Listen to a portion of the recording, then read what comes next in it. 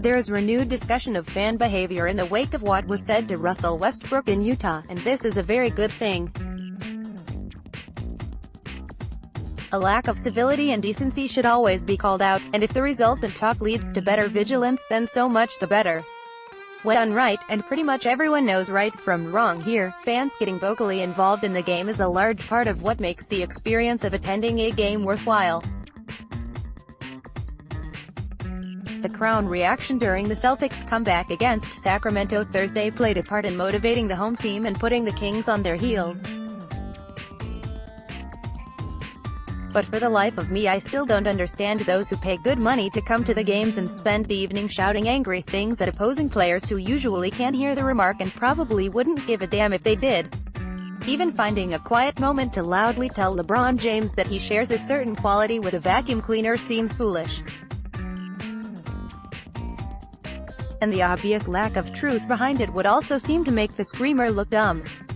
Trying to distract the visitor at the free throw line with volume and, for those behind the bucket, waving arms would appear to be a potentially beneficial exercise. And no one's saying that hearty hooting on foes is out of bounds.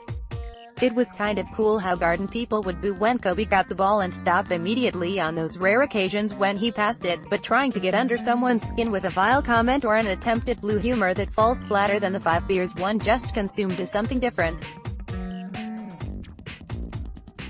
And while the players deserve protection from the worst of the comments, and after so many years traveling around this league, I've heard some seriously awful things, so do the people within earshot of the offenders. A parent shouldn't have to spend the drive home being asked by their 6-year-old what certain expletives mean. I think all this falls in line with the apparently growing belief, perhaps fostered through the relative safety of social media, that it's alright to treat other people poorly, and that's a larger issue. Do you want to know what rattles a visiting player? The home team playing harder. And, yes, the people in the stands can have an impact on that. It okay with Spotlight. Isaiah Thomas is a big fan of Kyrie Irving, the point guard with whom he changed places in the Celtics' Cleveland trade back in 2017. But he recognizes the two have contrasting views of the off-court spotlight. Where Irving has fought the attention at times this season, Thomas took to it with openness and humor. The latter even liked the pressure that came with the scrutiny, because it indicated he had reached a certain level with his game that he'd fought to achieve. "We're two different people, so I can't really talk about what he's going through," said Thomas. "But for me, there's never no pressure. Playing in a place like that was amazing every night, with it being expected that you had to be great. Kyrie's a good friend of mine and a great player, so, I mean, to each his own. I don't know what he's going through. I don't know what's going on over there. But for me, no pressure beats Boston or New York or LA. No pressure beats that. Anywhere I go other than those places, I just laugh at all the, I guess, fake pressure. I loved it. A lot of people don't like it, but that's how I roll. I grew up idolizing Allen Iverson and Kobe Bryant. Those guys, no matter what it was like, that's my fault. I've got to be better, but, like I said, to each his own.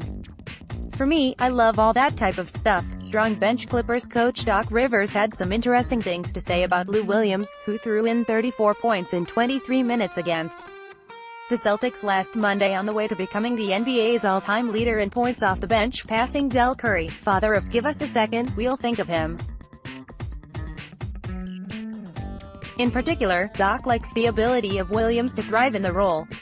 "It's amazing," Rivers said, "just watching him play, his pace and his speed. You love that he likes coming off the bench. A lot of players think if you don't start, that's some kind of knock, and Lou, his entire career, he's just kind of accepted that. I will be the guy that comes off the bench to help the second unit, you know, he's just a terrific player. And he's a phenomenal leader. He loves the Uncle Lou, old man in the locker room thing, and he does a great job with it." As for people who are leaders off the bench, Rivers said he's seen very few. There are some, but very few.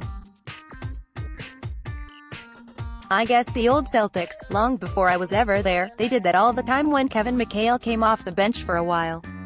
John Havlicek came off the bench. So we've done that here with Jamal Crawford, and now Lou, and it's important.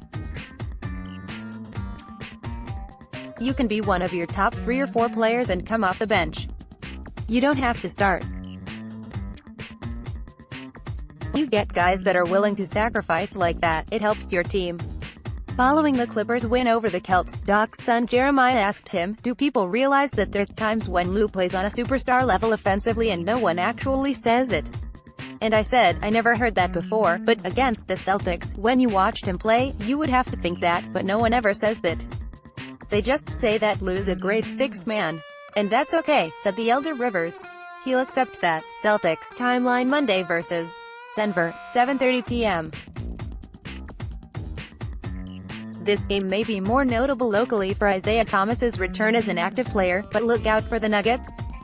Jamal Murray went off for 48 points when they beat the Celtics in Denver back in early November, outscoring the C's by 22 points combined over the second and third quarters. The Nuggets came into the weekend just a game behind Golden State for the best record in the Western Conference, though a 122-105 loss in Oakland a week ago Friday slowed the Denver Express.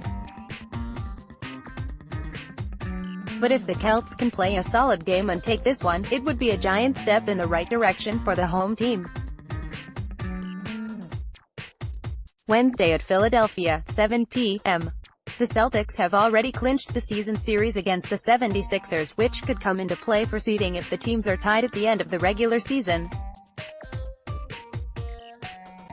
The C's blasted them on opening night by 18, then topped them in overtime on Christmas and by 3 in Philly last month. The Sixers have had a little time to get used to their new acquisitions by now, so this one could be very interesting. Saturday at Charlotte, 6 p.m. The Hornets were seemingly challenging for a playoff spot for much of the season, but heading into Friday they had lost 11 of their last 15 games to slip from the picture. Charlotte did beat the Celts down there in November, but has lost to them by 16 and 32 points.